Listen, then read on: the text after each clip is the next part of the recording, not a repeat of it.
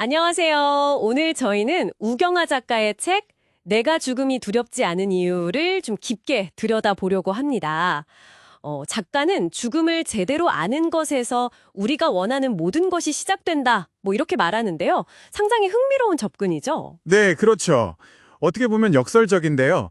죽음이 있어서 오히려 삶이 더 가치 있고 소중해진다. 이런 통찰을 주는 책입니다. 오늘은 작가의 경험이랑 생각을 따라가 보면서 죽음을 바라보는 당신의 관점을 한번 새롭게 비춰볼까 해요. 네. 어쩌면 이 시간이 당신의 삶을 조금 더 뭐랄까 가볍고 자유롭게 만들어줄 수도 있겠네요. 네, 그러길 바랍니다. 작가분이 매일 아침마다 세 가지를 떠올린다고 해요. 누구나 죽는다, 언제 죽을지 모른다, 그리고 빈손으로 간다. 근데 이게 어떻게 삶에 대한 감사로 이어질 수 있을까요? 약간 좀 바로 와닿지는 않는데요? 그게 죽음을 외면하지 않고 그냥 현실로, 자연의 이치로 받아들이는 것에서 시작하는 거죠. 우리가 왜 피할 수 없으면 즐겨라 이런 말도 있잖아요. 약간 그런 맥락이에요. 피할 수 없는 사실을 딱 인정할 때 오히려 마음의 평화가 찾아온다는 그런 심리랑 비슷한 거죠. 아, 수용이군요. 그 죽음의 5단계에서 마지막 단계라는. 네, 맞아요. 작가는 이걸 그냥 당연함이라고 표현하더라고요.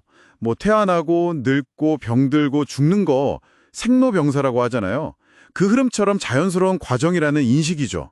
그러니까 이런 수용이 불안감 대신에 감사한 마음을 갖게 하는 것 같아요. 하긴 작가님 개인적인 경험을 봐도 정말 강렬하더라고요. 어린 시절에 아버지를 잃고 친구들도 떠나보내고 본인도 물놀이 사고나 군대에서 감전사고 같은 죽을 뻔한 경험이 여러 번 있었다고 하고요.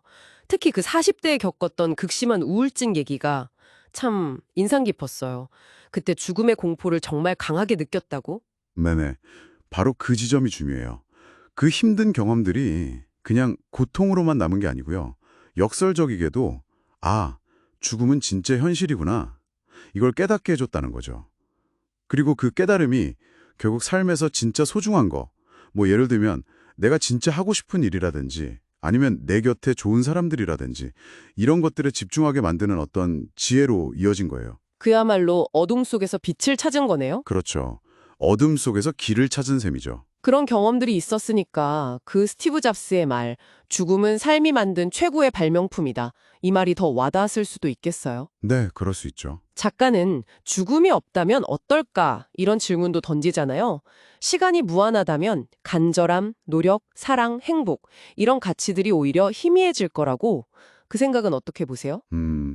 작가가 죽음 발명가라는 표현을 쓰는데 이게 참 재밌어요.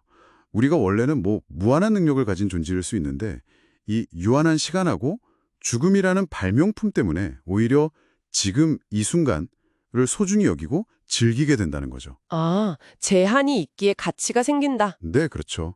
죽음을 그냥 두려워만 할 게 아니라 우리를 현재에 딱 집중시키는 어떤 동력으로 보는 거예요. 이 제약 덕분에 삶의 에너지가 더 응축된다. 뭐 이런 관점이죠. 발상의 전환인 셈이에요. 결국에는 그 메멘토 모리, 죽음을 기억하라는 말이 핵심이 되는군요. 맞습니다. 죽는다는 걸 기억하라 이게 역설적으로 후회 없이 살도록 이끄는 거네요. 네. 어차피 빈손으로 왔다가 빈손으로 가는 인생? 공술의 공수거잖아요. 그러니까요. 맞아요. 공술의 공수거. 네, 그러니까요. 네. 그러니까 이제 집착이나 욕심에서 좀 더 자유로워질 수 있다? 이런 생각으로도 연결되고요. 그게 결국 감사함, 소중함 이런 걸로 이어지는 거고요. 네, 맞아요. 죽음이라는 끝을 생각할 때 비로소 지금 내가 가진 시간, 또 내가 맺고 있는 관계들, 누리는 경험들 이런 게 얼마나 소중한지 정말 절실하게 느끼게 되거든요.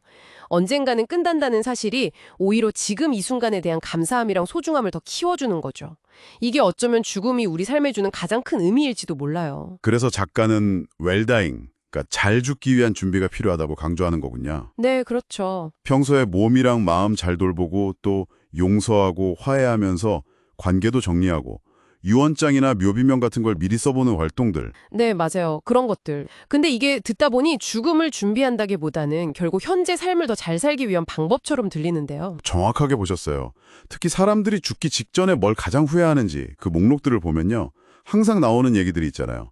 내가 진짜 하고 싶었던 일을 해보지 못한 거, 소중한 사람한테 마음을 제대로 표현하지 못한 거, 이런 것들이요. 아, 네, 그런 후회들. 네, 그 후회 목록을 보면서 당신께서 나는 지금 이걸 해야 하는구나 하고 깨닫는다면 그게 바로 웰다잉의 시작이면서 동시에 현재를 충실하게 사는 길인 거죠.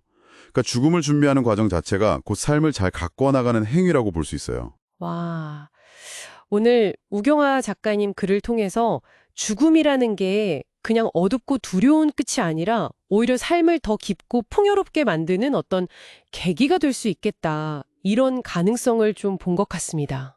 네. 죽음을 인식하는 게 현재를 살아갈 용기를 준다고 할까요? 네, 맞아요. 용기요. 핵심은 죽음이 있기에 삶이 아름답다는 그 깨달음. 그리고 작가님이 자신의 묘비명으로 삼고 싶다고 했던 그 말, 언제나 당신이 가장 소중하다는 메시지. 여기에 다 담겨 있지 않나 싶어요. 이 이야기들이 당신의 일상에 작게나마 긍정적인 울림을 주었으면 좋겠습니다. 네. 마지막으로 당신께 질문 하나 남겨보고 싶네요.